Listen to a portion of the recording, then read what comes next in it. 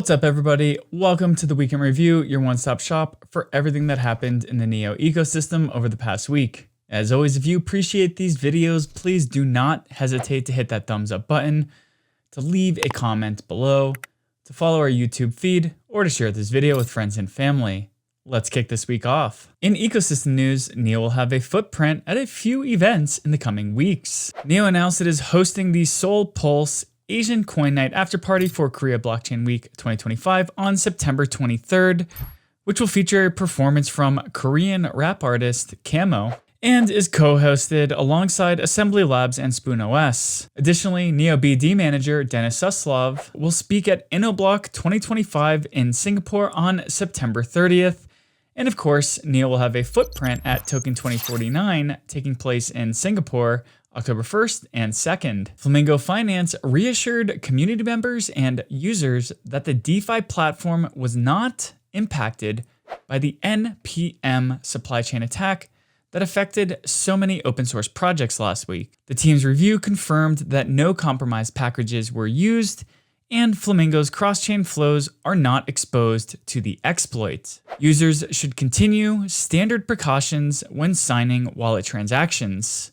Be safe out there, friends. Centerpoint's hosting committee released an overview of the second NEO community gathering that will begin on September 27th in Singapore. The 3-day event is designed to strengthen collaboration, beginning with connection and contributor-led discussions, followed by reflection on the NEO Council's role and responsibilities, and concluding with action planning.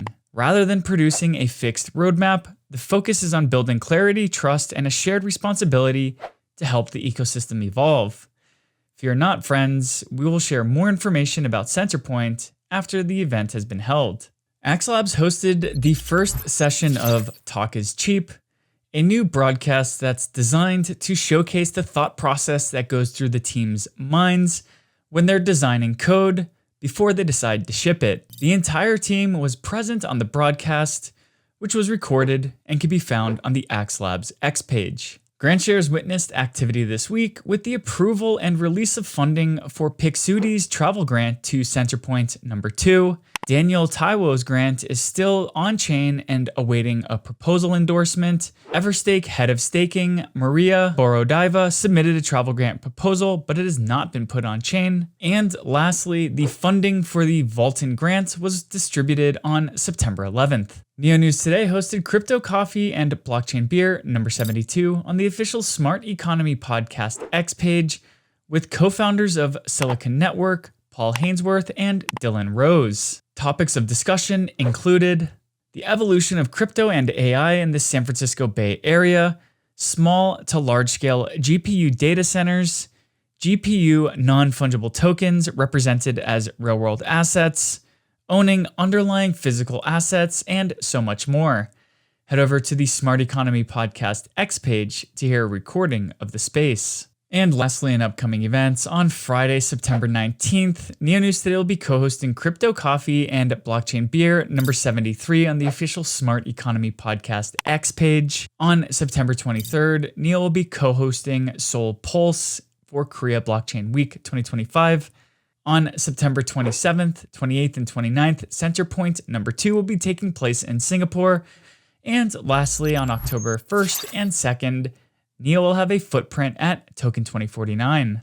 Well, that just about wraps up everything that happened in the NEO ecosystem over the past week. If you appreciated this video, please don't hesitate to hit that thumbs up button, to leave a comment below, to follow our YouTube feed, or to share this video with friends and family. And of course, if you're a NEO token holder, please consider voting for NEO News Today as your council representative. We've proudly been serving the NEO ecosystem since 2017, and we'll continue to do so by putting portions of our council rewards directly back into ecosystem growth initiatives. With all of that said, we are already looking forward to catching you next week.